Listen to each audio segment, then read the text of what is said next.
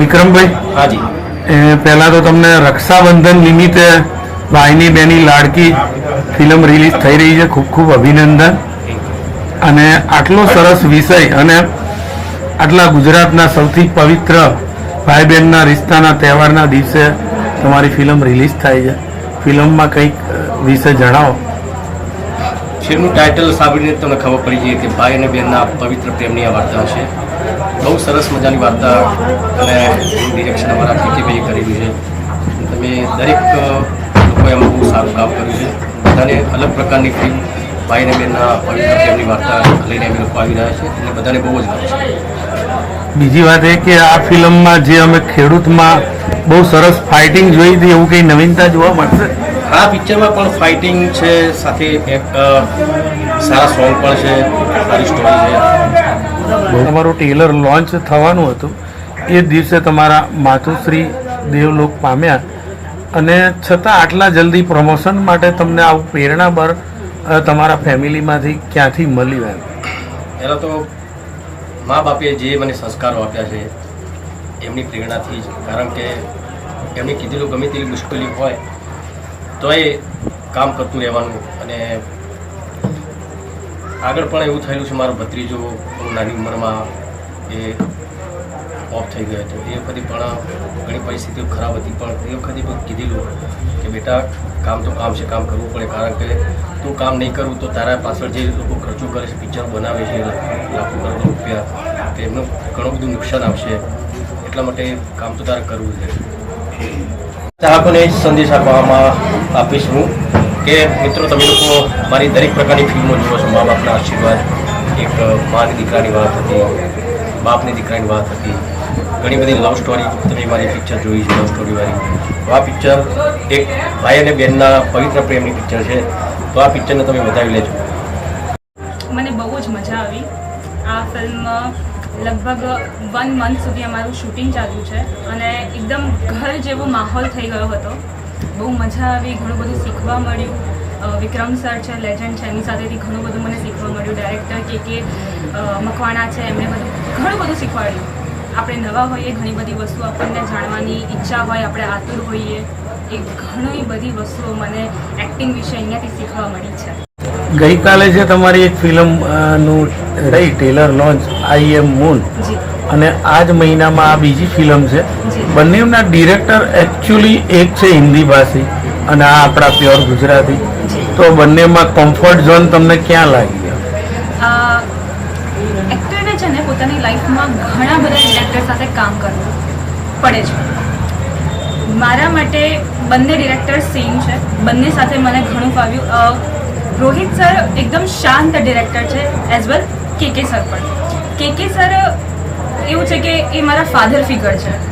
એમની સાથે મને વધારે કમ્ફર્ટેબલ એટલા માટે લાગે છે બિકોઝ હું કંઈ પણ મૂંઝાયા વગર એમને પૂછી શકું છું કે સર આ સીન કેવી રીતનું થશે, સર આ હું નથી ફાવ્યું. એમને હું 3-4 વાર કહીશ તો પણ એ મને સમજાવશે. અને સેમ રોહિત સર સાથે મને એટલો ટાઈમ સ્પેન્ડ કરવાનો મળ્યો નથી. ટાઈમ એટલો બધો એમની સાથે સ્પેન્ડ થયો નથી, એટલે એમની સાથે એટલું એટ્રેક્શન કે ક્લોઝનેસ એટલી બધી બની નથી જેટલી કે સર સાથે મારી થઈ છે. તમારી ફિલ્મ ભાઈની બેની લાડકી શ્રાવણ માસના પવિત્ર તહેવારોમાં ટાઈમિંગ બહુ પરફેક્ટ છે તમારો રિલીઝિંગનો, અને એના વિશે શું નવીનતા છે જણાવો.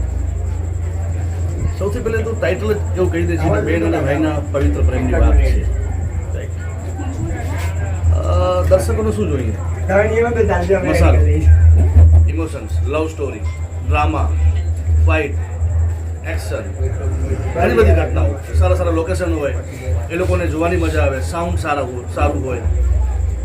એક પરફેક્ટ ફિલ્મ બનાવી છે આ ઓડિયન્સ માટે થઈને.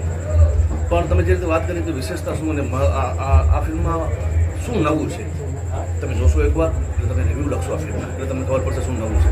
થોડીક હિન્ટ મેં આગળ પણ આપી ને અત્યારે પણ આપી રહ્યો છું. પ્રોમોમાં આપણે ટ્રેલર છે એમાં પણ છે, પોસ્ટરમાં પણ છે. ફિલ્મ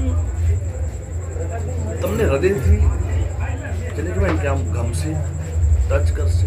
ઘણી બધી એમાં એવી દૈવિક ઘટનાઓ છે કે આપણું ગુજરાતી ઓડિયન્સ એને સ્વીકારશે અને આપણી આસપાસ દર વખતે આ ઘટનાઓ થતી હોય છે. એક વિશ્વાસની વાત છે બેનની ભાઈની, અને કઈ રીતે એમની સાથે એમના દેવો સંકળાયેલા હોય છે અને કઈ રીતે આગળ જતાં એમને મદદ કરે છે, એને આખી જુદી રીતે જ અમે તૈયાર કરી છે. પણ વધારે વાત નહીં કરી શકું, શું કામ કે ત્યાં સુધી તમે ફિલ્મ જોશો નહીં ત્યાં સુધી તમને ખબર પડશે નહીં. તમે આ અગાઉ વિક્રમભાઈ સાથે કોઈ ફિલ્મ બનાવેલી? સપનું હતું, આજે પૂરું થયું. શું વાત કરો Yes. કે પછી વર્ષો પહેલા આ જ વાર્તા લઈને હું વિક્રમભાઈ જોડે ગયો હતો. હા હા ઓફિસનું એડ્રેસ મને ખબર હતી ઓફિસ ક્યાં છે.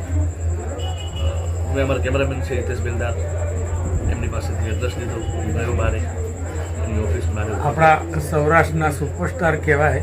સૌરાષ્ટ્ર અને ખેડૂત ફિલ્મ પછી તો એમને જે ફાઇટિંગ માટેની એક નવી ઊંચાઈ કરી છે એ લગભગ ગુજરાત આખા ઇન્ડિયામાં પ્રખ્યાત થઈ ગઈ કે સાઉથની ટેરેટરીમાં આપણી પિક્ચર કોઈ રીતે ઉતરતી નથી. તો તમને એવું આમાં લાગ્યું કે ભાઈ મારે ફાઇટ માટે કોઈ સ્પેશિયલ કામ કરવું પડશે? એકચ્યુઅલી આ રિયલ ફાઇટર છે એટલે કાંઈ કહેવાની જરૂર પડે નહીં. આ રિયલ ફાઇટર જ છે, લાઈફમાં પણ રિયલ ફાઇટર છે અને રિયલ લાઈફમાં પણ ફાઇટર છે. ચલો, નવી ફિલ્મ માટે ખૂબ ખૂબ શુભેચ્છાઓ દર્શકો માટે. આપના અપકમિંગ પ્રોજેક્ટ વિશે કંઈ જણાવશો?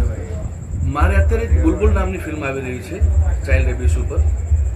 પછી ચાલો કહી દઉં છું, વિક્રમભાઈને લઈને જ હું વિક્રમ આદિત્ય નામની ફિલ્મ કરી રહ્યો છું, જે આના કરતાં વધારે એક્શન ડ્રામા છે એ ફિલ્મની અંદર.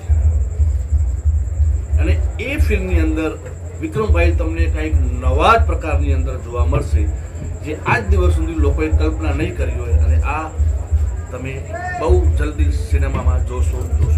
કામ ચાલુ છે એના ઉપર. બસ સર ખાલી ટાઈમ આપે. એમ એક ફિલ્મ અત્યારે સ્ટાર્ટ થવાની છે, ફિલ્મ પૂરી થાય એટલે અમે લાઈનમાં જ છીએ.